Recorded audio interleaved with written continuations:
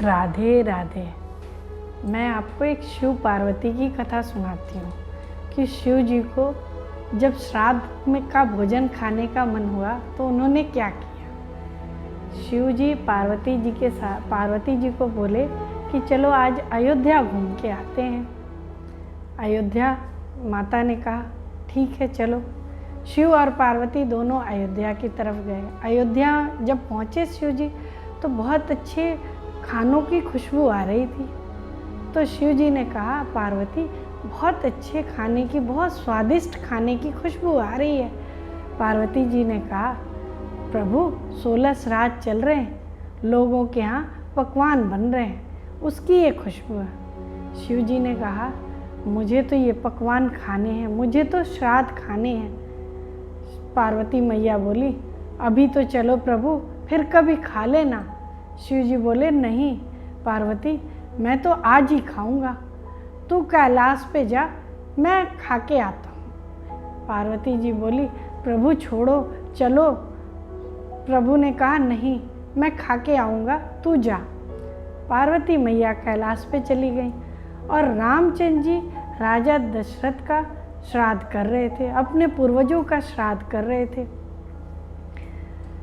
भोलेनाथ भी अपना वेश बदला, ब्राह्मण का वेश बनाया, एक संत महात्मा का वेश बनाया और रामचंद्र जी के यहाँ चले गए। इधर कैकेयी मैया ने अपने बहुओं से पूछा कि सारा भोजन श्राद्ध का बन गया है। बहुओं ने कहा हाँ माता बन गया है। सारे ब्राह्मण भोजन खाने के लिए बैठ गए। उस पंगत में भगवान भोलेनाथ भी बैठ गए। सीता मैया ने सबको पत्तल लगाई और भोलेनाथ को भी लगाई। सारे जितने भी ब्राह्मण थे सारे भोजन करने लगे। शिव जी भी भोजन करने लगे। सारे ब्राह्मण भोजन खा के चले गए, लेकिन शिव जी भोजन करते रहे। सीता मैया भोजन परोसती रही। जब सीता मैया थक गई तो उन्होंने उर्मिला, मांडवी, शुभकीर्ति को बारी बारी से भोजन परोसने के लिए भेजी। चारों बहनें बारी बारी से भोजन परोस के आई, पर शिव जी तब भी खाते रहे। फिर सीता जी ने मांडवी से कहा मांडवी जा, जल थोड़ा दिया। तो मांडवी जल लेकर गई, बोली बाबा थोड़ा जल पी लो, आपने खाना खा लिया है तो थोड़ा जल पी लो। भोलेनाथ ने कहा अभी खाया ही कहाँ है कि जल पीऊँ। मांडवी ने कुछ नहीं कहा, मांडवी जल लेकर चली आई। सीता जी ने जितना रसोई में खाना बनाया था वो सब भोलेनाथ को परोस दिया और भोलेनाथ फिर भी भोजन मांग रहे थे। फिर सीता जी कैकेयी जी के पास गई, बोली मैया सारा भोजन खत्म हो गया और वो ब्राह्मण अभी भी भोजन कर रहा है। कैकेयी बोली क्या तुमने भोजन कम बनाया था सीता?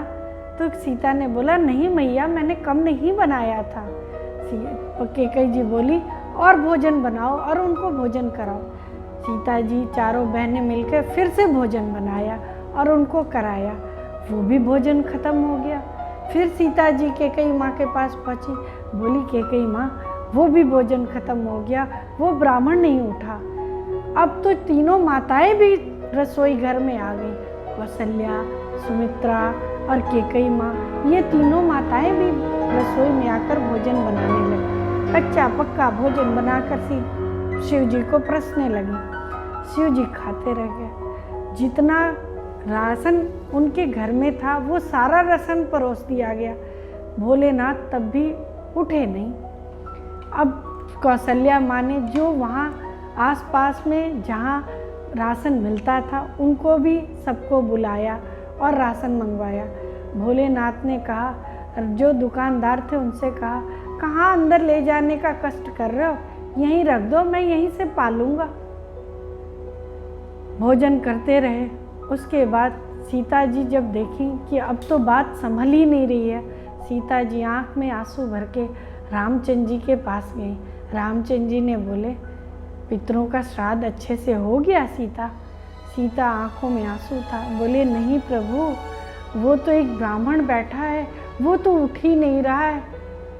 तो बोले थोड़ा जलवल पिला देती।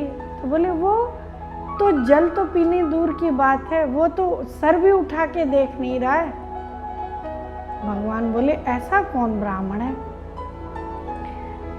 रामचंद्र जी बोले चलो सीता मैं देखता हूँ। जब भगवान आए और भोलेनाथ को देखा तो भोलेनाथ को देखने के बाद शंकर भगवान की खुशी का ठिकाना नहीं रहा। उन्होंने बोला आज तो भोलेनाथ पधारे हैं, आज तो हमारे सारे पूर्वज तर गए, सबको मुक्ति मिल गई। उसके बाद भगवान राम ने कहा सीता आप अंदर जाओ, इन्हें तो माता ही खिला सकती है। फिर रामचंद्र जी हाथ जोड़ के माता का ध्यान किया। उन्होंने कहा अन्नपूर्णे सदा पूर्णे शंकर प्राण वल्लभे, आप माता नीचे पधारो और भोलेनाथ जो खाए जा रहे हैं इनको संभालो। माता बहुत सुंदर श्रृंगार करके नीचे आई और उन्होंने लड्डू लेके आई साथ में। उन्होंने भोलेनाथ के थाली में एक लड्डू रखा। लड्डू जब रखा भोलेनाथ ने उसको उठाया और मुंह में डाला तो उसका स्वाद चूरमे का था। भोलेनाथ को चूरमा बहुत ही प्रिय है। भोलेनाथ सोचे ये तो पार्वती बनाती है, ये अयोध्या में कहाँ से आया ये लड्डू। फिर उन्होंने आधा लड्डू मुंह में रखा और ऊपर की तरफ अपना निगाह किया। जब निगाह ऊपर किया तो साक्षात अन्नपूर्णा खड़ी थी। अन्नपूर्णा ने हाथ जोड़ के पूछा, क्योंकि पार्वती जी अन्नपूर्णा के रूप में नीचे आई थी भोलेनाथ को भोजन कराने के लिए, इसलिए वो अन्नपूर्णा के रूप में थी। भोलेनाथ ने कहा आप? फिर माता ने कहा और कितनी लड्डू लाऊं प्रभु? भोलेनाथ ने कहा बस मेरा हो गया, चलो चलो मेरा पेट भर गया, चलो कैलाश चलते हैं। शिव राम जी सीता जी के साथ आए और भगवान को नमस्कार किया, मैया को नमस्कार किया और भोलेनाथ को उपहार स्वरूप कुछ दिया और कहा आप पितरों के स्थान पर बैठकर भोजन कर रहे हो, आप हमें कुछ दे के जाओ।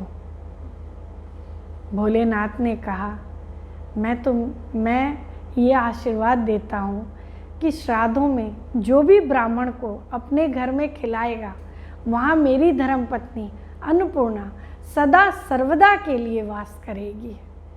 उसके घर में कभी धन संपत्ति अन्न का कमी नहीं होगा, वो घर हमेशा फलता फूलता रहेगा। आपको ये कथा अगर पसंद आई हो तो इसको लाइक करना और शेयर करना। राधे राधे। भूल चूक हुई हो तो क्षमा करना।